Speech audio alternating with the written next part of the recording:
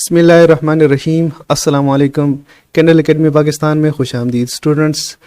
Alternating current and circuits में आज हमारा छठा लेक्चर होगा और आज के लेक्चर में हम पढ़ेंगे एसी थ्रू प्योर इंडक्टर। ये सेकेंड ईयर की फिजिक्स है। फेडरल और केपीके का कोर्स हम फॉलो कर रहे हैं, लेकिन बाकी बोर्ड के स्टूडेंट्स भी इस लेक्चर को फॉलो कर सकते हैं क्योंकि सबके कोर्स में मौजूद है। आप लोगों को याद होगा कि एसी करंट क्या होता है। अल्टरनेटिंग करंट ऐसा करंट के जिसकी मैग्नीट्यूड कंटिन्यूसली इंक्रीज हो और उसकी डायरेक्शन पीरियडिकली चेंज हो। मैग्नीट्यूड कंटिन्यूसली चेंज हो और उसकी डायरेक्शन पीरियडिकली चेंज हो, ये अल्टरनेटिंग करंट कहलाता है। और इसी तरह अल्टरनेटिंग वोल्टेजेस क्या हैं? ऐसे वोल्टेजेस जिनकी मैग्नीट्यूड पीरियडिक कंटिन्यूसली चेंज हो और उसकी पोलैरिटी पीरियडिकली चेंज हो, एसी वोल्टेजेस कहलाते हैं। इन दोनों को कंबाइन हम कहते हैं एसी क्वांटिटीज। तो हम एसी क्वांटिटीज को क्या कर रहे थे, रेजिस्टेंस के ऊपर अप्लाई करके हमने देखा वोल्टेज और करंट का हमने फेज कंपेयर किया, पावर सॉल्व की। अब यही काम हम इंडक्टर के लिए भी करेंगे और कैपेसिटर के लिए भी करेंगे। फिर हम इनके मिक्स सर्किट बनाएंगे। पहले हम प्योर रेजिस्टर हमने पढ़ा, एसी हमने प्योर रेजिस्टर के ऊपर अप्लाई की। अब हम एसी आज के लेक्चर में प्योर इंडक्टर के ऊपर एसी अप्लाई करेंगे और हम देखेंगे, जो कि हमारा प्राइम ऑब्जेक्टिव है, वोल्टेज और करंट का बिहेवियर चेक करना इन डिवाइसेस के थ्रू। फिर हम प्योर कैपेसिटर पे जाएंगे और फिर सर्किट हम मिक्स बनाएंगे। तो चलते हैं आज के लेक्चर की तरफ। सबसे पहले स्टूडेंट्स ये समझ लें कि इंडक्टर क्या होता है, व्हाट इज इंडक्टर। तो हमने पिछले लेक्चर्स में, पिछले चैप्टर्स में हम पढ़ चुके हैं कि सोलिनॉइड क्या होता है और कैसे बनता है, कैसे काम करता है। तो इंडक्टर भी एक सोलिनॉइड ही होता है। किसी भी कॉपर वायर को हम किसी पाइप के ऊपर, किसी रॉड के ऊपर इस तरह के टर्न देकर हम ऐसे एक स्प्रिंग की शक्ल बना लें तो ये एक सोलिनॉइड कहलाता है, जिसको हम यहाँ से वोल्टेज देते थे और करंट इसके अंदर जब फ्लो होता तो इसके अक्रॉस मैग्नेटिक फील्ड इसके ऐसे बनता था, मैग्नेटिक फील्ड। तो ये मैग्नेटाइज हो जाता था, जिसको हम इलेक्ट्रोमैग्नेट कहते हैं। तो इंडक्टर यही इंडक्टर है। आप किसी भी कॉपर वायर को ले लें, किसी भी डायमीटर की कॉपर वायर ले लें और उसके बाइंडिंग्स, उसके टर्न्स बनाएं पाइप के ऊपर, किसी भी डायमीटर की रॉड के ऊपर, तो आपको एक इस तरह की जो डिवाइस मिलेगी, ये इंडक्टर है। और इसकी सेल्फ इंडक्टेंस जो होगी वो एल कहलाती है। किसी भी इंडक्टर की जो सेल्फ इंडक्टेंस होती है उसको एल से डिनोट करते हैं। मार्केट से आपको जो भी इंडक्टर मिलेगा सेल्फ इंडक्टेंस की रेटिंग में मिलेगा, जिसकी जो वैल्यू होगी हेनरीज में होगी। एच से डिनोट करते हैं, मिली हेनरी, माइक्रो हेनरी, ठीक है, जिसकी कोई रेंज हो सकती है। सोलिनॉइड से हम जब डीसी करंट पास करते थे तो वो एक इलेक्ट्रोमैग्नेट बन जाता था।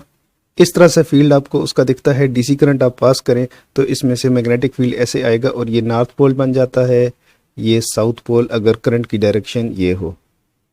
स्टूडेंट्स, अभी हमने इंडक्टर के ऊपर AC quantities, AC alternating current and voltages apply करके देखना है और उसके बाद हम बिहेवियर देखेंगे वोल्टेजेस और करंट का। इससे पहले हम इसके ऊपर डीसी क्वांटिटीज अप्लाई करते थे। फर्ज करें आपके पास एक इंडक्टर है और आप उसके ऊपर एसी सोर्स अप्लाई कर रहे हैं, तो सर्किट डायग्राम क्या होगी?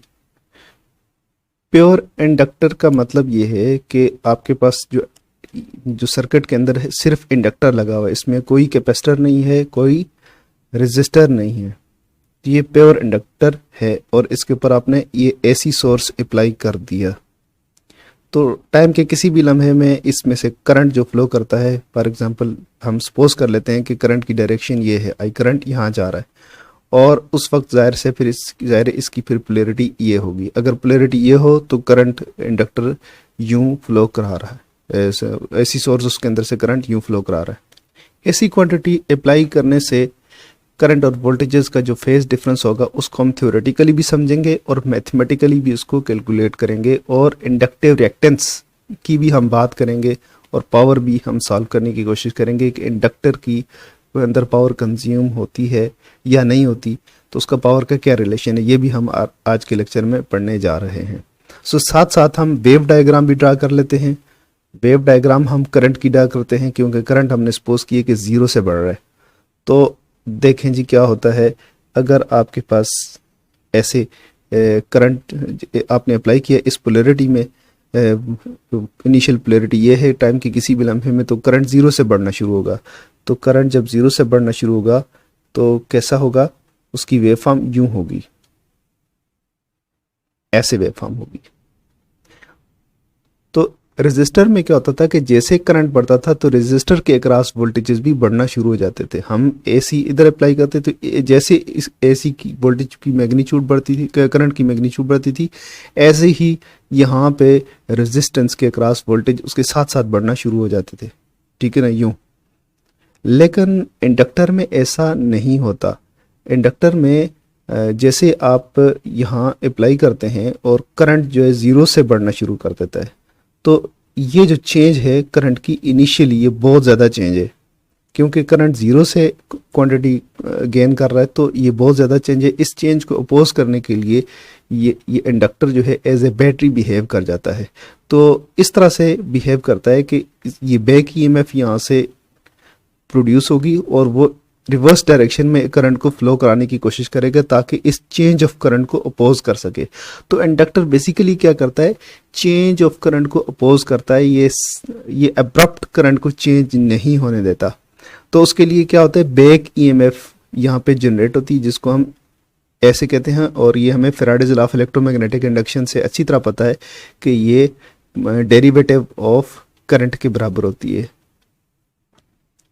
L D I upon D T, इसके बराबर होती है। तो यहाँ पे जो हमने वोल्टेज अप्लाई किए हैं वी ऐसे है, ठीक है जी। तो जैसे चेंज ज़्यादा होगी, इनिशियली चूंकि चेंज ज़्यादा है तो इसलिए इनिशियली इतने ही वोल्टेजेस प्रोड्यूस होंगे जितने हमने एसी सोर्स अप्लाई किया हुआ है। तो क्या होगा, यहाँ से इसके क्रॉस वोल्टेजेस इंड्यूस होंगे और वो मैक्सिमम होंगे। करंट आपका कहाँ से जा रहा है, ज़ीरो से, जबकि वोल्टेजेस आपके कितने यहाँ पे प्रोड्यूस हो रहे हैं, मैक्सिमम। तो इसको हम डिफरेंट से लिख देते हैं। तो करंट वोल्टेज क्या होगा, ऐसे मैक्सिमम वोल्टेज होंगे। जैसे जैसे करंट बढ़ता जाएगा तो ये रेट ऑफ चेंज कम होता जाएगा। जैसे रेट ऑफ चेंज कम होगा, वोल्टेज इंडक्टर के क्रॉस वोल्टेजेस जो हैं कम होते जाएंगे, और करते करते जब करंट सेचुरेशन को पहुंच जाएगा, आई एम हो जाएगा जब करंट, तो उस वक्त रेट ऑफ चेंज ज़ीरो हो जाएगा। क्योंकि ये देखें आपको स्लोप ऐसे हो रहा है, इसका स्लोप ज़ीरो है, ठीक है, करंट का स्लोप ज़ीरो हो रहा है, तो ये D I upon D T जो है ये ज़ीरो हो रहा है, तो वोल्टेजेस ज़ीरो हो जाएंगे। उस वक्त इसके क्रॉस वोल्टेज कुछ भी नहीं होंगे, तो ज़ीरो वोल्टेज है, लेकिन करंट मैक्सिमम है। तो ये देखें, जिस तरह हमने रेजिस्टेंस को पढ़ा था, रेजिस्टेंस में करंट और वोल्टेज साथ साथ चल रहे थे, यानी ज़ीरो सेम टाइम पे हो रहे थे, मैक्सिमम जो है वीएम और आईएम सेम टाइम पे आ रहे थे। तो यहाँ पे ऐसा बिहेवियर आपको देखने को नहीं मिल रहा, यहाँ पे शिफ्ट आ रहा है, ठीक है। अगर हम इसको साइन वेव समझें कि ये साइन वेव है, तो ज़ीरो से स्टार्ट हो रही है, तो इसका फेज़ क्या है, ज़ीरो, ठीक है ना। और अगर ये भी साइन वेव हो तो इसका यहाँ पे फेस क्या होगा, 90 डिग्री या पाई अपान 2। तो दोनों में पाई अपान 2 का फेज डिफरेंस आ रहा है। तो वोल्टेज कहाँ पे है, वोल्टेज आगे हैं करंट से।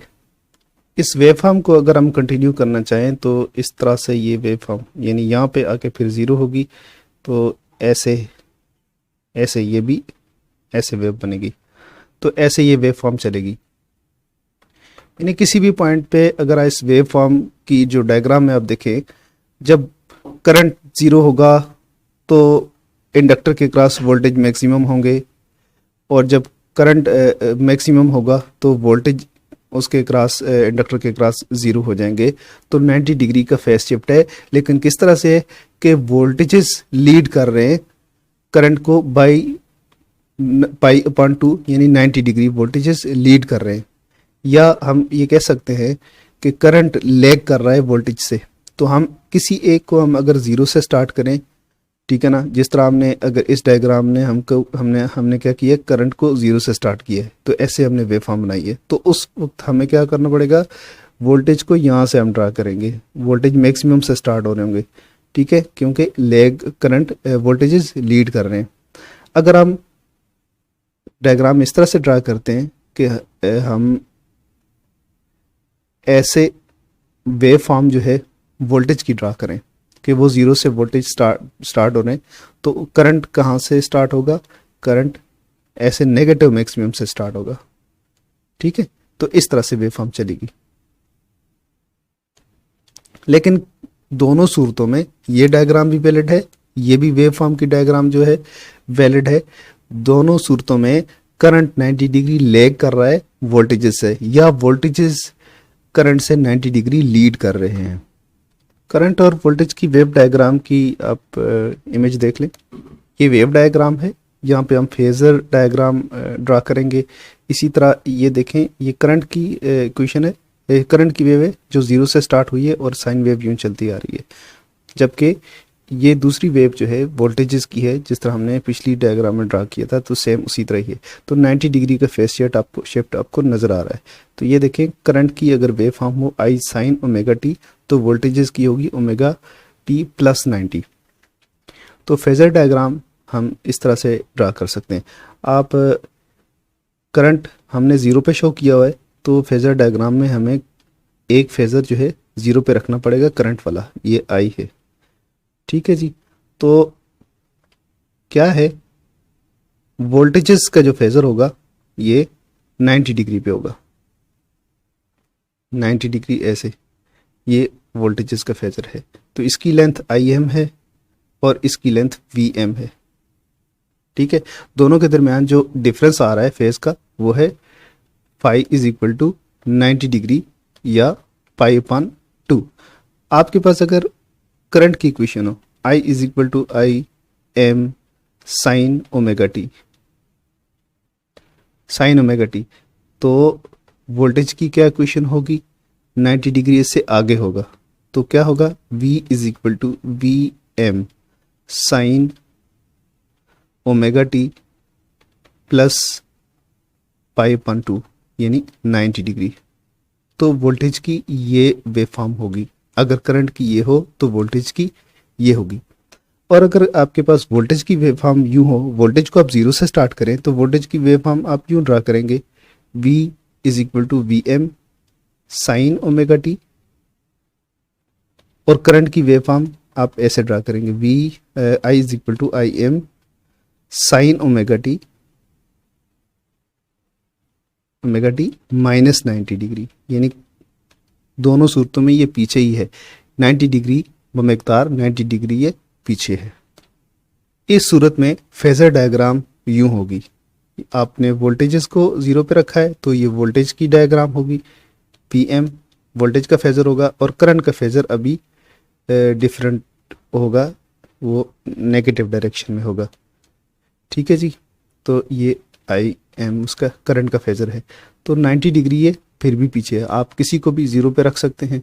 ये दोनों डायग्राम फेजर की वैलिड है, और इसी तरह दोनों डायग्राम वेव फॉर्म की भी वैलिड है।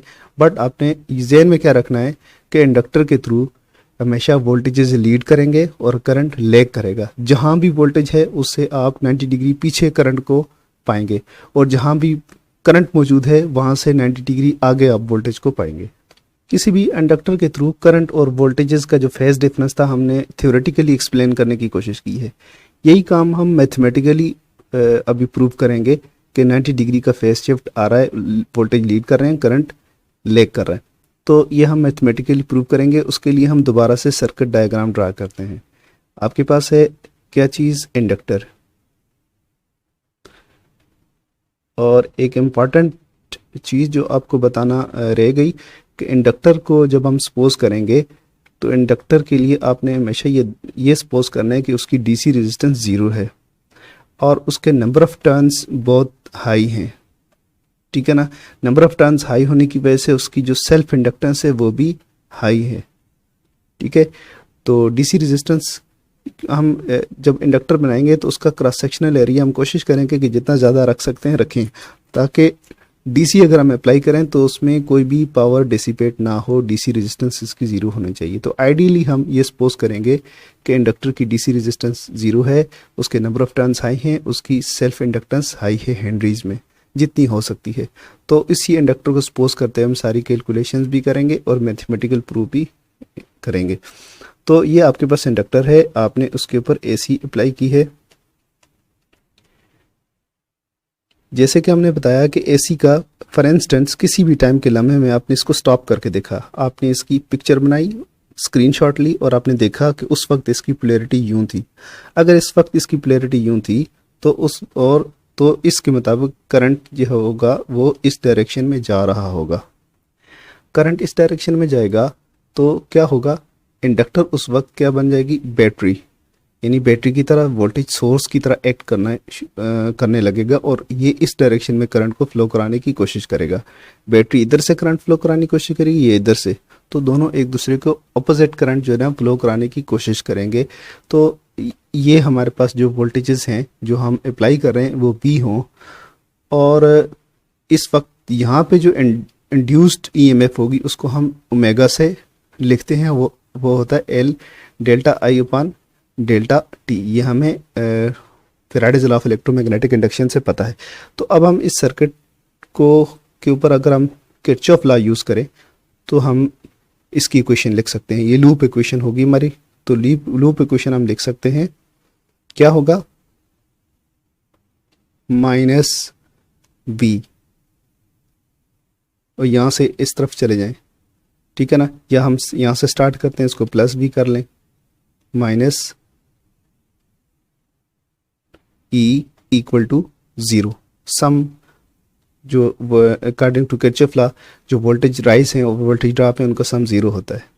तो ये क्या होता है, V, तो V होगा माइनस इसकी वैल्यू फैराडेज लॉ से डाल दें, L delta I upon delta T equal to 0। तो V क्या होंगे, V is equal to L delta I upon delta T।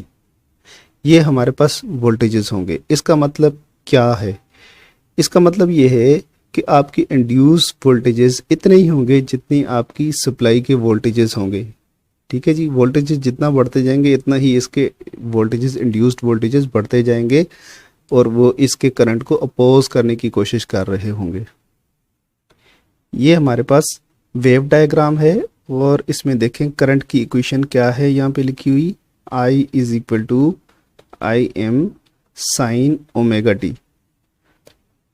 तो आपको ये दो इक्वेशंस चाहिए सॉल्व करने के लिए। क्या है जी, V is equal to L delta I upon delta t, और इसमें हमारे पास क्या करंट की क्या वैल्यू, इंस्टेंटेनियस करंट हम पुट कर सकते हैं, I is equal to IM omega t sine omega t. तो इसको हम यहाँ पे पुट कर सकते हैं, तो ये बनेगा V is equal to L delta IM sine omega t upon delta t. तो ये तो कांस्टेंट है, ये वेरिएबल नहीं है, तो इसको भी हम बाहर ले लेते हैं, डेल्टा इसके साथ नहीं लगाते। तो ये हो जाएगा LIM sign omega T delta sine omega t upon delta T. अगर हम टाइम के बहुत छोटे से लम्हे को कंसिडर करें, जिस तरह के मैथ्स के स्टूडेंट हैं उन्हें ये चीज़ नज़र आ रही होगी यहाँ पे, वो फ़ौरन उन्हें क्लिक कर जाएगा, delta sine omega t upon delta t और limit delta t tends to 0। तो ये क्या होता है, ये d sine theta d sine omega t upon d t के बराबर होता है, जो कि डेरिवेटिव कहलाता है, और इसका डेरिवेटिव हम सॉल्व करते हैं तो क्या आता है, ओमेगा कॉस ओमेगा टी। अगर आप बायो के स्टूडेंट हैं तो आपको इस डिटेल में जाने की ज़रूरत नहीं है, बस ये आप याद रख लें कि ओमेगा कॉस ओमेगा टी लिखना है इसकी जगह, delta sine omega t upon delta T की जगह आपने ये लिखना है। तो ये आपने याद रख लेना है कि ये कैलकुलस से आया है, तो आप लोग मैथ्स जो बायो के स्टूडेंट है उन्हें कैलकुलस नहीं आती होगी तो उनके लिए परेशानी होगी, बट ये आपने याद रखना है कि delta sine omega t upon delta T किसके बराबर है, ओमेगा कॉस ओमेगा टी। तो हम यहाँ पे पुट कर लेते हैं, तो LIM omega cos omega T, ये हमारे पास इक्वेशन बन गई। तो ये देखें, ये ये क्या है, ये उसी तरह की एक इक्वेशन है, पीरियोडिक वेव बन रही है, कॉस फंक्शन है, तो ये क्या होगा, ये वी एम के बराबर है। V M is equal to L I M omega, तो ये किसके बराबर हो गया, ये वी एम के मैक्सिमम वोल्टेजेस के बराबर है। तो हम इसको यहाँ पे प्लग इन कर सकते हैं। तो V is equal to V M cos omega t. आपने स्टार्ट किया था करंट की जो क्वेश्चन लिखी थी I M sine omega t, तो आपको सॉल्व करते हुए इसी को यूज़ करते हुए आपके पास अभी इक्वेशन जो वोल्टेजेस की आई है वो है वी एम काज ओमेगा टी। अभी आपने इसको कन्वर्ट करना है किसमें, साइन के फंक्शन में कन्वर्ट करना है। तो साइन में जब आप कन्वर्ट करेंगे तो ये बन जाएगी v is equal to V M sine omega t plus 90 तो पता चला कि वोल्टेजेस कहाँ हैं, उससे 90 डिग्री आगे हैं। यानी अगर यहाँ पे करंट है तो वोल्टेजेस 90 डिग्री उससे आगे होंगे, वोल्टेजेस और ये करंट। तो ये प्रूव होगी हमारी जो इक्वेशन थी वोल्टेजेस की इक्वेशन, जो कि हमारे पास इस तरह से यहाँ पे आ रही थी। ये दूसरी डायग्राम थोड़ी बड़ी है तो उसे देख लें। तो ये है, हमने थ्योरेटिकली इसे समझा था, मैथमेटिकली भी इसे प्रूव कर दिया। स्टार्ट हमने किया था इंस्टेंटेनियस वैल्यू ऑफ करंट हमने I M sine omega t से, तो हमारे पास क्या आ गई, V is instantaneous value of voltages is equal to V M sine omega t plus 90 degree. तो ये 90 डिग्री आउट ऑफ फेज है बट वोल्टेजेस लीड कर रहे हैं। अगर आप स्टूडेंट्स इस इक्वेशन को गौर से देखें जो कि वी एम की इक्वेशन हमने लिखी है, तो ये बड़ी हैरान कुन इक्वेशन है। इसको हम यहाँ पे दोबारा लिख लेते हैं, V M is equal to L I M omega.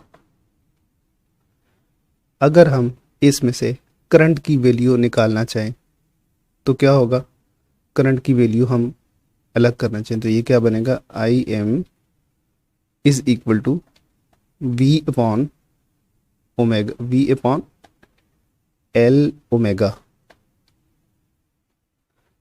अब करंट हमारे पास किसके बराबर होता है, करंट हमारे पास बराबर होता है वोल्टेज अपॉन रेजिस्टेंस। लेकिन ये क्या, इंडक्टर में तो ये करंट किसके बराबर होगा, वोल्टेज अपॉन एल ओमेगा।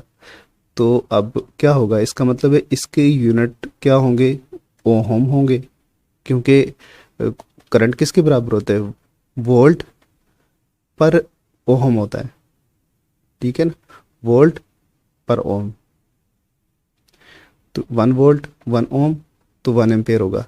तो इसका मतलब है एल ओमेगा का भी जो प्रोडक्ट होगा वो ओहम होगा, ठीक है ना। तो ये भी रेजिस्टेंस के इक्विवेलेंट कोई चीज़ है। तो इसको हम, इस रेजिस्टेंस को हम किससे डिनोट करते हैं, एक्स एल। ये इंडक्टर की इंडक्टिव रेजिस्टेंस कहलाती है। क्या है, इंडक्टिव रेजिस्टेंस, इंडक्टर की रेजिस्टेंस है, एसी रेजिस्टेंस है। तो ये क्या है, एल ओमेगा। क्या है, इंडक्टिव रेजिस्टेंस एल ओमेगा, इसको हम इंडक्टिव रिएक्टेंस भी कहते हैं। तो ये इसका काउंटर, इसका क्या है, डीसी इक्विवेलेंट, एसी इक्विवेलेंट है एल ओमेगा। तो अब थोड़ी सी बात इंडक्टिव रिएक्टेंस के बारे में कर लेते हैं। इंडक्टर की रेजिस्टेंस जो वो एसी क्वांटिटी को ऑफर करता है, एसी करंट को अपोज करता है चूंकि इंडक्टर, तो opposition to the flow of current को हम रेजिस्टेंस कहते हैं। तो इंडक्टर की रेजिस्टेंस चूंकि एसी के लिए होती है तो इसलिए इसको हम रेजिस्टेंस नहीं कहते बल्कि रिएक्टेंस कहते हैं। कौन सी रिएक्टेंस, इंडक्टिव रिएक्टेंस। इंडक्टेंस की जो रेजिस्टेंस, इंडक्टर की जो रेजिस्टेंस है इंडक्टिव रिएक्टेंस कहलाएगी, और ये एसी के लिए होती है, डीसी के लिए नहीं होती। बट इसको हम ओम लॉ से भी वेरीफाई कर सकते हैं। जिस तरह ओम लॉ क्या होता है, V is equal to I R, V is equal to I R. तो अगर इंडक्टर की जो रेजिस्टेंस है वो एक्सएल हो, ठीक है ना, तो हम इसको ओम लॉ को फिर इस तरह लिख सकते हैं इंडक्टर के लिए। ये तो रेजिस्टेंस के लिए ओम लॉ है, तो इंडक्टर के लिए क्या होगा, मैक्सिमम वैल्यू के लिए हम कर लेते हैं आई एम एक्सएल, एक्सएल, तो आर की जगह हमने एक्सएल लिख दिया। तो यहाँ से अगर आप फाइंड करेंगे एक्सएल की वैल्यू, तो एक्सएल की वैल्यू क्या होगी, एक्सएल की वैल्यू होगी V M upon I M. आप पी एम की वैल्यू डाल दें, वी एम की वैल्यू आपके पास क्या थी, omega, omega L I M upon I M. तो करंट यहाँ से कैंसिल हो जाएगा, तो एक्सएल क्या बनेगी, ओमेगा एल। तो ये हमें ओम लॉ के तरीके से भी हमने इसको सॉल्व कर लिया कि इंडक्टिव रिएक्टेंस किसके बराबर है, ओमेगा एल के।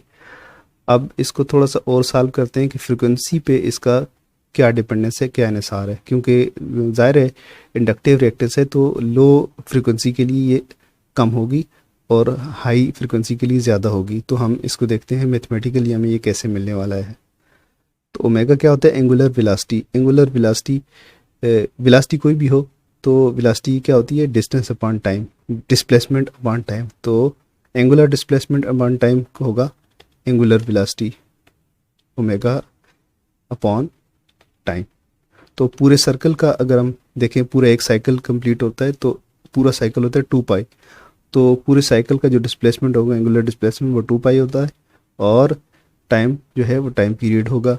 तो हम कह सकते हैं कि ये क्या है, ओमेगा किसके इक्वल है, 2 पाई अपॉन टी के। और अगर हम इसको भी चेंज करना चाहें, फ्रिक्वेंसी की टर्म में लेकर आना चाहें, तो 1 अपॉन टी किसके बराबर होता है, फ्रिक्वेंसी के बराबर। तो ये क्या बन जाएगा, ये बन जाएगा omega is equal to 2 pi F. अब ओमेगा की जगह हम इस इक्वेशन में लिखेंगे क्या, X L is equal to 2 pi F L.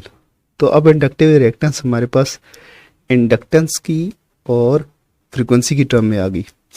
तो इसमें हमें साफ नज़र आ रहा है, अगर हम इंडक्टेंस को ज़ीरो कर दें तो तब भी क्या होगा, एक्सएल ज़ीरो हो जाएगी। यानी अगर हम टर्न्स ख़त्म कर दें तो इंडक्टेंस ख़त्म हो जाएगी, टर्न ज़ीरो हो जाएंगे तो इंडक्टेंस नहीं होगी, इंडक्टेंस नहीं होगी तो इंडक्टिव रिएक्टेंस भी ज़ीरो हो जाएगी। और फ्रिक्वेंसी अगर हम ज़ीरो कर दें, फ्रिक्वेंसी ज़ीरो का मतलब क्या होता है, DC, DC quantity, DC current and voltages. तो अगर डीसी होगा तो डीसी के लिए भी इंडक्टिव रिएक्टेंस ज़ीरो होगी। तो इंडक्टिव रिएक्टेंस क्या है, डायरेक्टली प्रोपोर्शनल है किसके, फ्रिक्वेंसी के, ये डायरेक्टली प्रोपोर्शनल है इंडक्टर के, इंडक्टेंस की, सेल्फ इंडक्टेंस के डायरेक्टली प्रोपोर्शनल है। तो इस डिस्कशन से हम ये कह सकते हैं कि इंडक्टर क्या करता है, डीसी को अलाउ करता है और एसी को ब्लॉक करने की कोशिश करता है। इंडक्टर क्या करेगा, डीसी को पास करेगा और ऑफर किसके लिए करता है, हाई फ्रिक्वेंसी के लिए। जितनी ज़्यादा फ्रिक्वेंसी की इंडक्टर की इतनी ही रेजिस्टेंस ज़्यादा होगी और उसको ब्लॉक करने की कोशिश करेगा। तो ये हम इंडक्टर के लिए हम स्टेटमेंट बोल सकते हैं कि इंडक्टर क्या करता है, डीसी को अलाउ करता है, पास करता है, जबकि एसी को ब्लॉक करने की कोशिश करता है। इंडक्टर के थ्रू एसी पास करने पर करंट और वोल्टेज का फेज डिफरेंस भी हमने देख लिया और इंडक्टिव रिएक्टेंस भी हमने देख ली। अब थोड़ी सी बात करते हैं इंडक्टर के अंदर पावर लॉस क्या होती है। पावर लॉस इन इंडक्टर,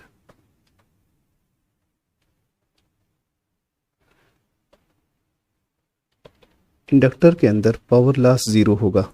क्यों ज़ीरो होगा, क्योंकि इंडक्टर एनर्जी स्टोर करता है, इंडक्टर को जो एनर्जी मिलती है वो स्टोर करता है और वापस वो एनर्जी सोर्स को सप्लाई कर देता है। तो एनर्जी कंज्यूम नहीं करता इंडक्टर। उसकी पावर की अगर हम कर्व देखना चाहें तो हमें कुछ इस तरह से मिलेगी। ये उसकी वोल्टेजेस और करंट की वेवफॉर्म है। ये वोल्टेजेस उसके ज़ीरो से स्टार्ट हुए हैं तो करंट उसका यहाँ से स्टार्ट हो रहा है।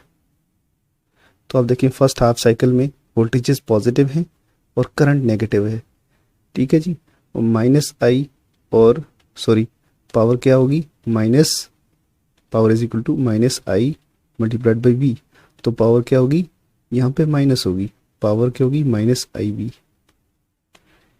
तो पावर की फर्स्ट हाफ साइकिल में यहाँ से ये लेकर यहाँ तक हमें पावर क्या मिलेगी, ज़ीरो मिलेगी।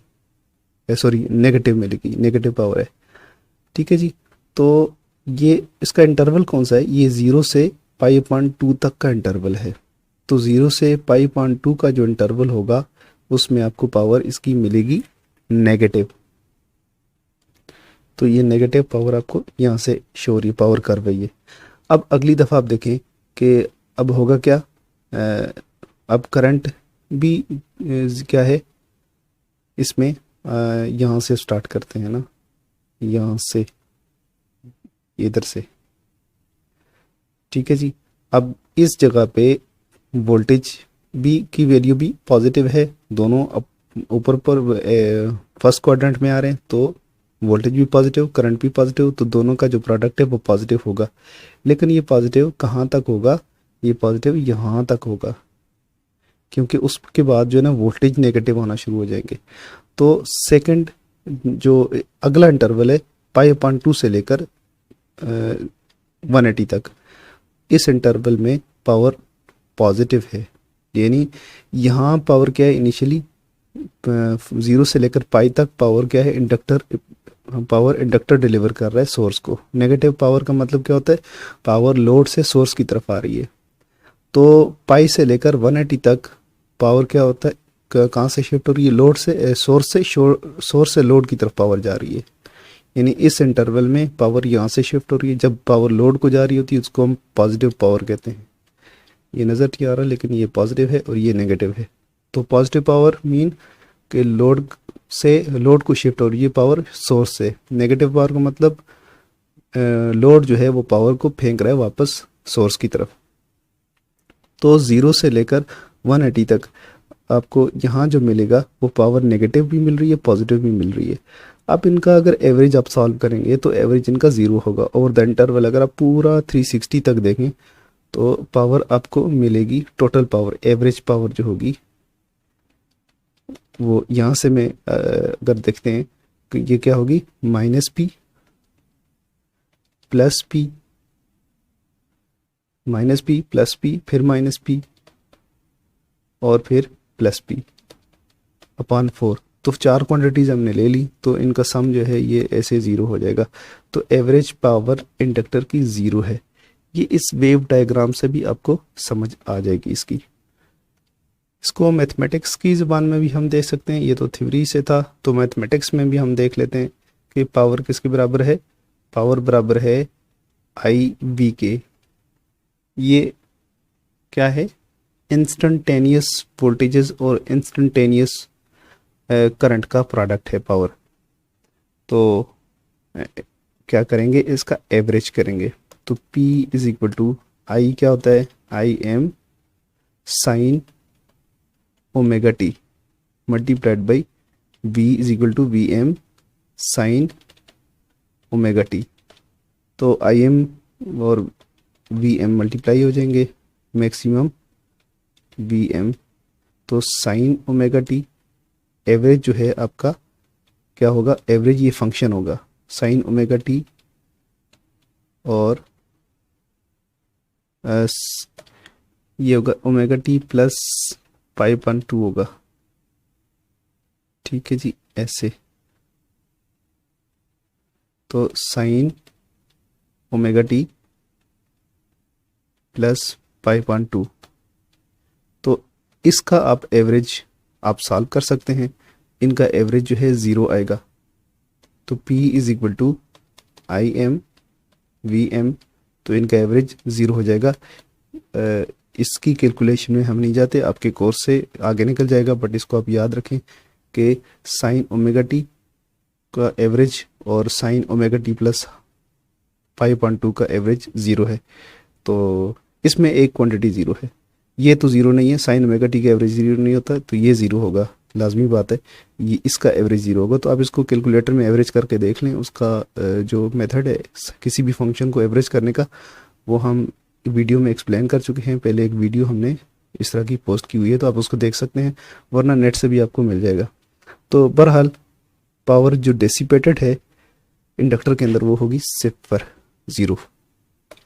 छोटा सा टॉपिक है चोक कॉइल, इसको भी देख लेते हैं। चोक कॉइल क्या होती है। चोक कॉइल जो होती है, आप सर्किट में लगाते हो, और इसका मकसद होता है डीसी। अगर आपने ये सप्लाई लगाई, सप्लाई के साथ हमने लगा दी फ़र्ज़ करें, तो इसका मकसद ये होता है कि आप अपने सर्किट को रिपल से बचाना चाहते हो। अब अगर इस सर्किट में हमारे पास यहाँ पे कुछ वोल्टेजेस इस तरह से हैं कि उनके अंदर वेरिएशन है, तो चोक क्या करती है, हाई फ्रिक्वेंसी को ब्लॉक करती है, ठीक है ना, लो फ्रिक्वेंसी को जाने देती है। तो आपकी सप्लाई के साथ अगर चोक लगी हुई है तो उसका मतलब ये है कि सप्लाई जो है वो हाई फ्रिक्वेंसी को, आपकी चोक जो है हाई फ्रिक्वेंसी की एसी क्वांटिटीज़ को आपकी सप्लाई के अंदर नहीं जाने देगी। या अगर कुछ सेंसिटिव सर्किट लगा हुआ है तो उस सेंसिटिव सर्किट को भी एसी वेरिएशन से बचा देगी। तो चोक कॉइल क्या करती है, एसी को ब्लॉक करती है और डीसी को अलाउ करती है, एज ए फिल्टर यूज़ होती है चोक कॉइल। अमूमन पावर सप्लाई में ये आप इसको देखने को मिलेगी पावर सप्लाई में। तो इस तरह सी इसकी शेप बनी होती है। अगर आप किसी पावर सप्लाई को, ATX पावर सप्लाई को खोल के देख लें, स्विच मोड पावर सप्लाई, तो उसमें आपको इस तरह का जो कंपोनेंट दिखेगा वो चोक होगा, चोक कॉइल कहलाएगी। तो ये एज ए फिल्टर यूज़ होती है, सप्लाई के साथ भी यूज़ होती है और इसके अलावा भी सर्किट्स में यूज़ होती है जिनको आपने वेरिएशन से बचाना होता है। अनडिज़ायरेबल जो फ्रिक्वेंसी होती है, अनडिज़ायर्ड फ्रिक्वेंसीज, उनको ब्लॉक करने के लिए यूज़ होती है। स्टूडेंट्स, लेक्चर काफ़ी लंबा हो गया, लेकिन उम्मीद है इंडक्टर से रिलेटेड आपके काफ़ी सारे कंसेप्ट क्लियर हो चुके होंगे। फिर भी अगर कोई बात है जो आपको समझ ना आई हो तो कमेंट सेक्शन में आपको हमेशा जवाब दिया जाता है, आप ज़रूर कमेंट करके हमसे पूछें। और इसके साथ हमें इजाज़त दीजिए। अल्लाह हाफिज़।